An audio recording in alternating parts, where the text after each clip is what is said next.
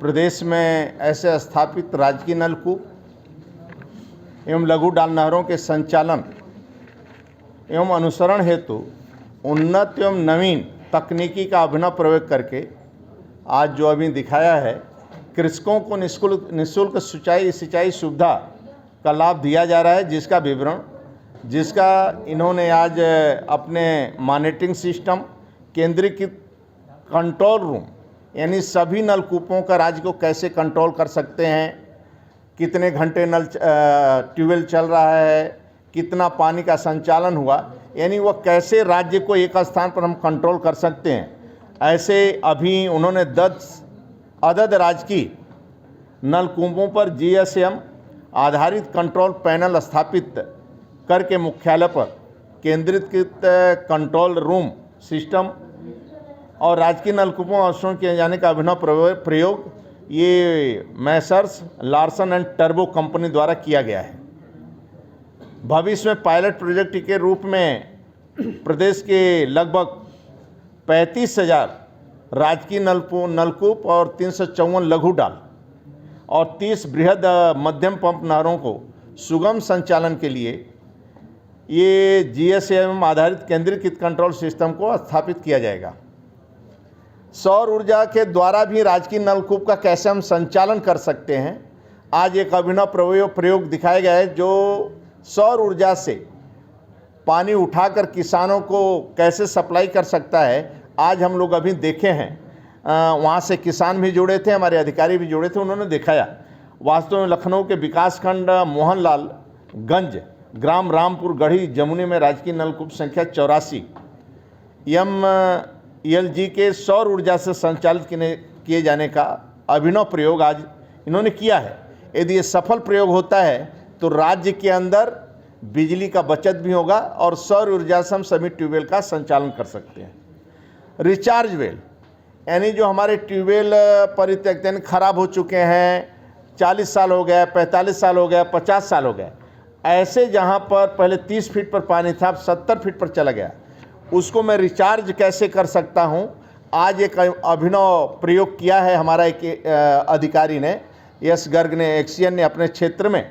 यदि वह सफल होता है तो प्रत्येक जगह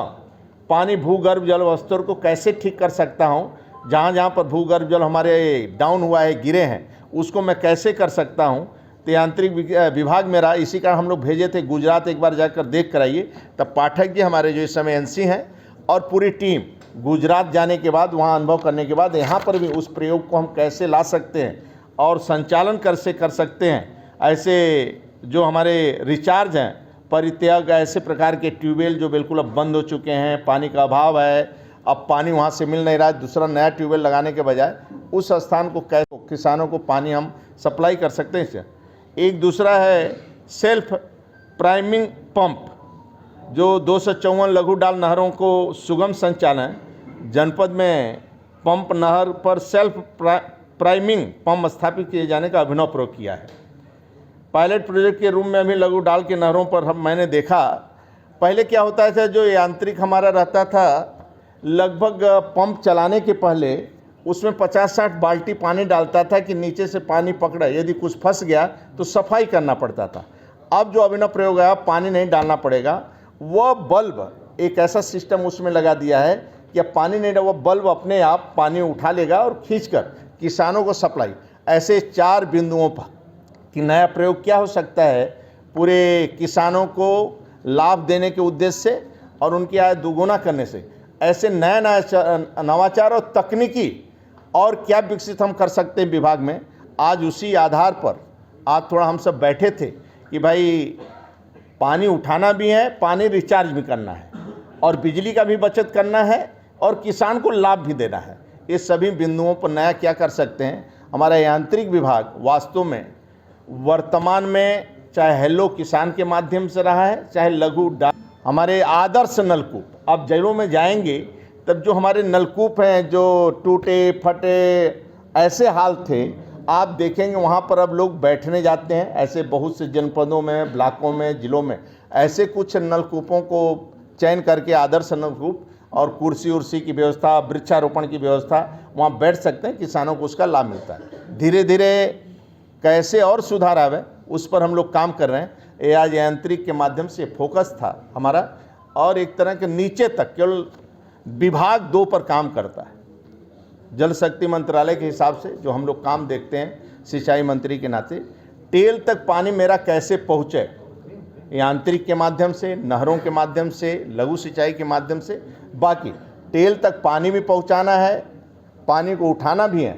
और उस दोहन जितना पानी हो रहा है ट्यूबवेल के माध्यम से, इसी कारण गंगा जी में बाकी जगह पंप कैसे हम लोग यांत्रिक के माध्यम से वहाँ से भी पानी उठाकर किसानों को हम दे सकें, ऐसे भी हम लोग जहाँ जहाँ अनुभव होता है। अभी दौड़ा में जो आया है पकड़ कर कि ऐसे कितने ब्लॉक हैं जो हम लोग अभी सूची बना रहे हैं जिनको हम पानी नहीं दे रहे। ऐसे ललितपुर में जो बुंदेलखंड सोनभद्र इलाका है, बड़े बड़े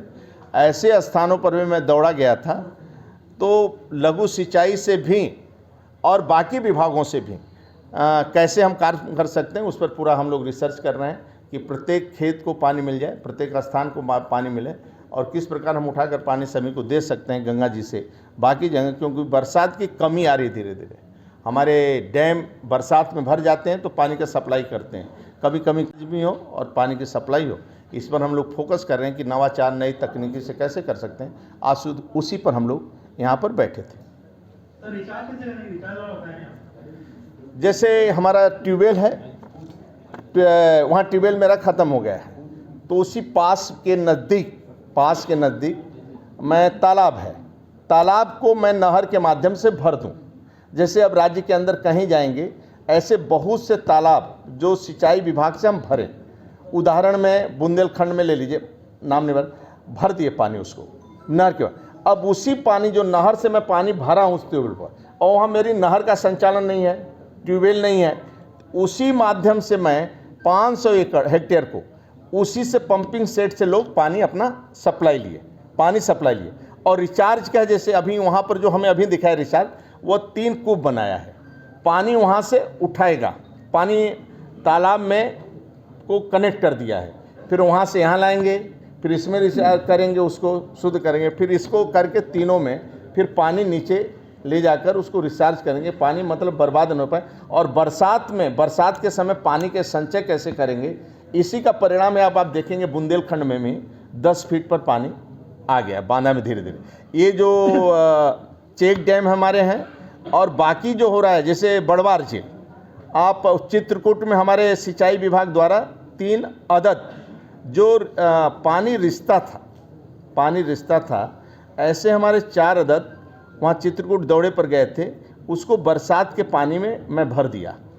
जो रिश्ता था उसको इंजीनियरिंग के माध्यम से उसको पकड़ा कि कहाँ से रिश्ता है, उसको बंद होने से, उस पर काम होने से, परियोजना बनने के बाद पानी वो भर गया।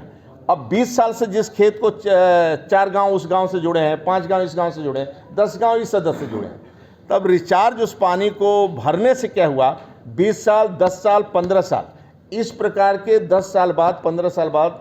और 5 साल बाद पहली बार उनको पानी मिला। तो छोटे छोटे जो पहले पानी हम भर लेते थे, चूहा छेद कर दिए, तो आज उस पर हमारा विभाग छोटे छोटे काम के लिए भी परिश्रम की पराकाष्ठा कर रहा है, और नीचे तक अधिकारी दौड़ा करने से उनके पकड़ में आ रहा है। तो यह मैं रिचार्ज में कर रहा हूँ, और जहाँ पानी नहीं पहुँचा है ऐसे स्थानों को भी पानी पहुँचा रहा हूँ।